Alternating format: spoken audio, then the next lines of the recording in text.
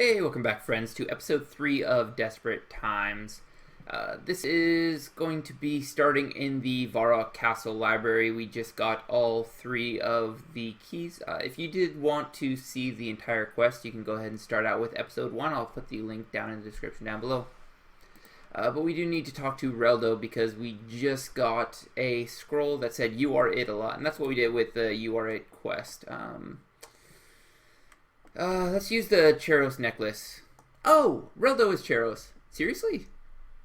Oh, excellent. Really quite well done. There aren't many people who can track me down, but you are quite the hunter. And just look at you. I mean, we've spoken before, and now I don't need to pretend to be poor, timid little Reldo. The World Guardian, I always thought it a bit grandiose, but I have to say you carry it off rather well. Oh, but forgive me, I haven't introduced myself properly. My name is Cheros. I know you already know of me, but it's nice to formally meet you. Let's be polite. Nice to meet you, Cheros. My name is OG Ducktail. Oh, I know you quite well, but it's been very nice to meet you now that you know who I truly am. So why pretend to be Reldo? Why disguise myself as head library to the Royal Guard Court of Varrock, central hub of adventures everywhere? Do you know how much information is just handed out here? I've gotten the gist of just about everything that happens on this planet, and I barely needed to leave this room. I also have the ear of the king himself. He comes to me with questions, looking for the expert knowledge of gentle Reldo. So I have power, knowledge, prestige, and the security of the palace walls around me. Being Reldo was marvelous. I can thoroughly recommend it. So was Reldo ever real? Well, real is so subjective, isn't it? I would argue yes. Reldo had his own life, his own hopes and dreams. He was a disguise, true, a mask. But I don't think that inherently makes him unreal. After all, we're all just masks really, aren't we? Ah, but we must cut this conversation short. Your friends have arrived. Actually, what happens if we know that this is Charles before we do a couple other quests that you have to talk to Reldo? They might have actually put different dialogue in for a lot of quests. That actually would be pretty interesting. So, this is the Enchanter Man. Charos. Oh, I've been pronouncing it wrong. Karos. There we go, that would have been helpful right at the beginning. Haha. That is what Thok said. Carbox. Tiny man has strange name. Wait, you're called Thok and you're mispronouncing my name? Is that some sort of obvious trap? I mean, Thok. It sounds awful like... Well, this conversation is riveting. We have more pressing matters to attend to. Karos, your reputation precedes you even among my kind. I'm told you're quite the enchanter. I have been known to dabble in the odd enchantment. Oh, why be humble? I'm proud of it. One should always be proud of their accomplishments. Quite. I need you to build this. Kerpak hands Karos a blueprint. It is written enchanter terminology and is adorned with complicated symbols you don't recognize. This. I think I can make this. It's tricky, but not impossible. I'll need a few things first, though. Name them. I'll need the basic building blocks. Runite should do. 3 bars is enough. I'll also need 2 Runite stone spirits to change the nature of the Runite ready for enchanting. 10 mine runes and another 10 gleaming energy in order to infuse it. Hey, I already have that. It just so happens that I've already got these components with me. Why in the world are you just lugging those around with you? I just had the inkling that I might need them. It's as if I was guided here by an external will. Thok will say you don't need these fancy doodads and whatchamaflingers. Thok say we just go and glare at this needle until it gives in and does what it's told. Thok has never had anything outstare Thok. What a marvelous idea, Thick. You should definitely go and do that. Then Thok shall. Do not worry, Crybush. Thok will make this needle do what he's told. I'll take that. Now, if you'll excuse me, this will take a little while. Why not do a little reading? There's plenty of good books here. You take a random book from the shelf. It is titled The Lusty Argarnian Maid. You quickly put it back. Time drags on, and you keep feeling the book call to you. It whispers a siren song of sordid romance. Sure, let's read the book. You regret your decision, of course. It appears to be a book entirely about cleaning. How one might polish silverware. How one might brush the floor more efficiently. Confused, you return to the cover, and with a gentle brush of the finger, remove the dirt obscuring the first letter. The D stands before you, a perfect symbol of disappointment. You put down the dusty Argarnian maid and contemplate your life choices. There, one device that should suppress even the will of an elder artifact, at least for a time. Karapak reaches across and takes it from Karos, storing it in a bag around his belt. We have everything we need. We must return to the needle. Yes, I'd like to tag along as well. I would really like to see my new device in action. Very well, let us head to the needle. Let's go ahead and get to the needle. I'll go ahead and cut this out so you guys can just meet me there. And we are here. Let's go ahead and talk to Karapak. This is it, OG Techtail. Time to attune the needle. Be careful with that device. It's powerful, but it's not been tested on something like this. No, and it never will be. Uh-oh, Gale's coming. How dare you profane this sacred relic with your dragonkin sorcery? Do not think for a moment I will allow you to corrupt the needle. I will protect it. Techtail, I have little time to explain. I must battle Gale. You must tune the needle. I am sending you into a temporal instability. Your world guardian nature will protect you. Of course it will. You must find a way to realign the needle so that we can fight back against the elder gods. I do not know what you will see, or what you will have to do. Time is a treacherous thing. Do not let whatever happens distract you from your mission. You must find a way to divert the needle's power to me. Everything rests on you. No, okay. Alright, so I actually changed my mind. I am going to be just coming back here with some runes. Let's go ahead and step on these. Yeah, it appears to be exactly what you needed to do, though. It's just to step on these little blue dots to make the Sliske appear. Broken shard of Sliske's mask. It actually drops something, so we're probably going to want to gather all of those. But it must be done, and it must be by your hand. If I gain nothing, what is the point? You will never be a god, but your hand will usher in a new age. With my death, the gods shall return. And immediately start trying to kill each other. A new god wars. Now that does sound like fun. But why would you want such a thing? It looks like there's a little bit of voiceover here, so I'm gonna try to stop talking quite as much for a couple seconds. Just whenever I start hearing the voiceover, I'll go ahead and let you guys listen to that. It looks like it's not all of the blue dots here. Let's go ahead and check up on all of these. Just run around, try to find the Sliskes. Oh, there's one.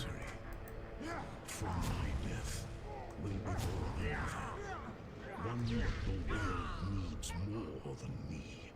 A new guardian for this world. One with the power to stand against those who will rise.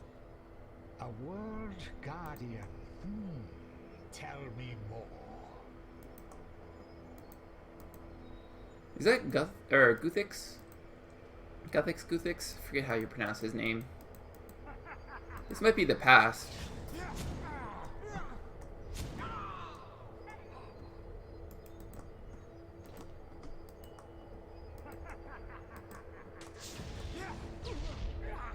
How many of these do we actually need? Still some fragments missing.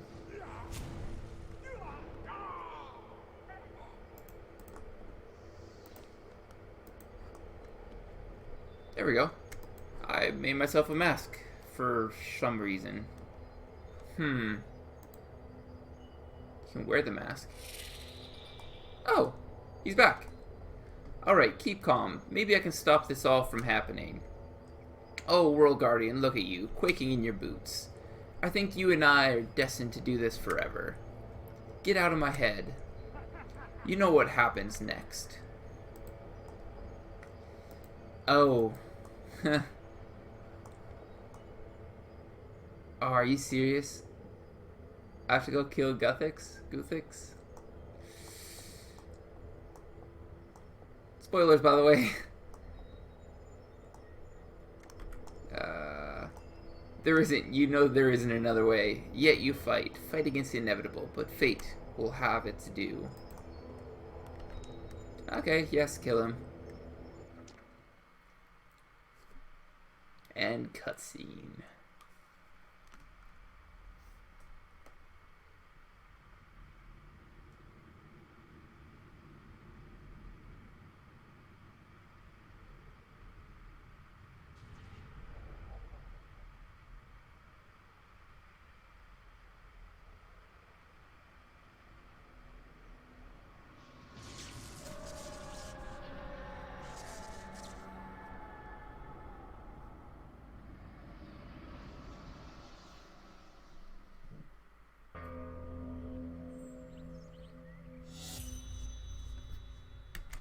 So we've been here before. Karabak's words echo in your head. Time is a treacherous thing. Don't let whatever happens distract you from your mission. Forget me. So let's go ahead and harvest the memories here. She was the most painful of them all, but it had to be done. There could be no major gods in Gielinor, or the whole thing was doomed to failure. She pleaded with me to find another way, not for herself, never for herself, but for her elves. Her devoted children, she knew, as I did, that without her, they would die. But there was no other way. For there to be balance, real balance, there needed to be sacrifice. She kissed me then and told me that she loved me. Then she left me. She shattered into 1,000 pieces and spread herself among the elves, that they would always feel her presence, that they would live. I loved her, I missed her, but there was no other way. Ooh, there's dead bodies over there. Actually, there's dead bodies all around. So we have Armadillo here, probably? Yeah. Armadillo was young, naive, and easily led. It made him dangerous. But he was wise enough to understand the value in what I was doing. He understood why gods could not be allowed to remain. He had lost everyone to Gielinor, his people, his hope, his husband.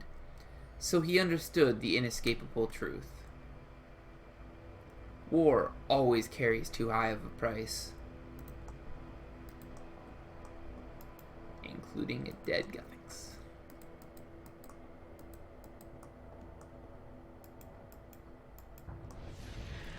Zamorak was broken, bleeding, and defeated when I spoke to him. He'd fought almost every other god just for the right to survive. I wanted to have sympathy for him. I could understand his anger, his pain, his loss. But there was no overlooking his crime. The scars and his fury had torn the land apart, destroyed once vibrant Foreign 3, and left it a desolate wasteland. All because he had refused to surrender, because nothing was worse than defeat. I gave him no choice to remain. I do not regret the decision. Can we actually come back to here? I can't quite remember if you can or not. It might be just for the other part that you can come back for the fairy ring.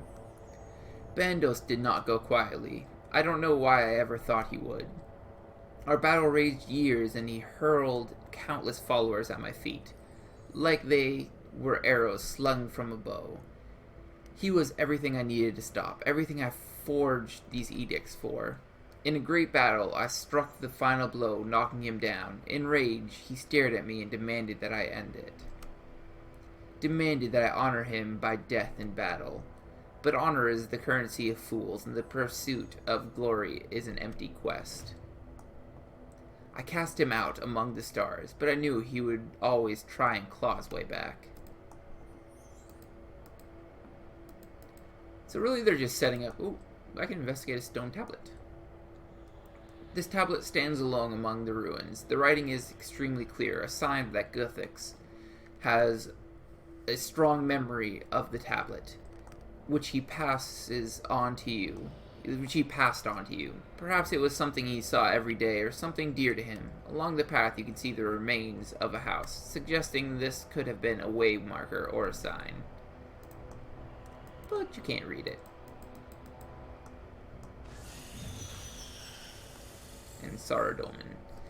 The god of order and wisdom refused. His place was with his people. He was needed here. I think he believed it. He wanted to see his people safe, and to him, I was little more than a child playing at being a god. He could have challenged me, I think, but he had drunk deeply from the world and grown strong on the nectar of the elder gods. The god of wisdom knew better than to challenge me immediately. I knew when he left, he would always be trying to return. Come find me. We should talk. Oh, there we go. That's why it's here.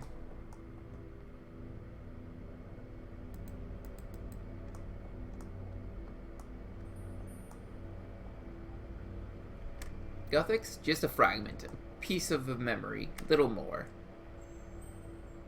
It's fitting seeing myself there, in the end. Try as I might. Was I really any different? My actions tore this world to shreds. I brought the stone here, which created wars that lasted millennia. I banished the gods, which sent entire cultures into exile and despair. Even in death, I have brought nothing but pain and misery. You did good as well. It means a great deal to me that you think so, Techtail. A great deal. But on balance, if you'll pardon the pun, I did more harm to this world than good, by inaction as much as action. I did one good thing in my lifetime, one act that indisputably improved the world. I gave you the power and the opportunity to do the right thing. You, my world guardian, can now stand against the threats to our world. You have a real chance to make a difference. You, and only you, can be trusted with that terrible burden. Forgive me. Do a better job than I did. Goodbye, world guardian. Forget me.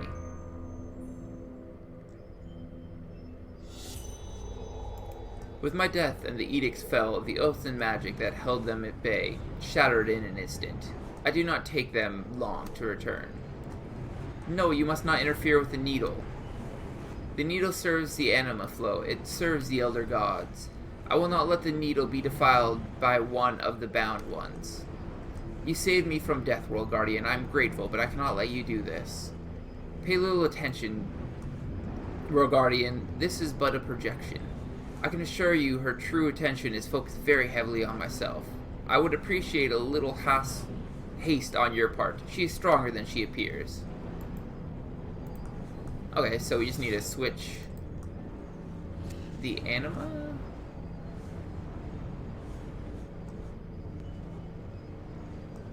Where is it going now?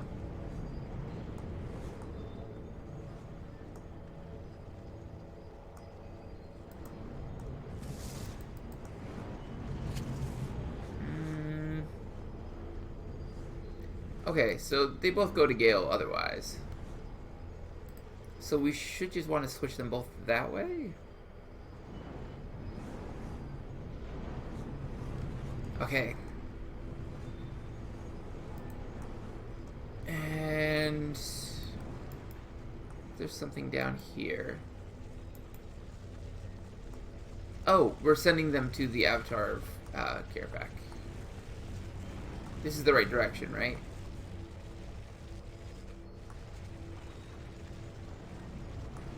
Okay, no, I need to switch it so that it actually is going to him. That should work a little bit better now.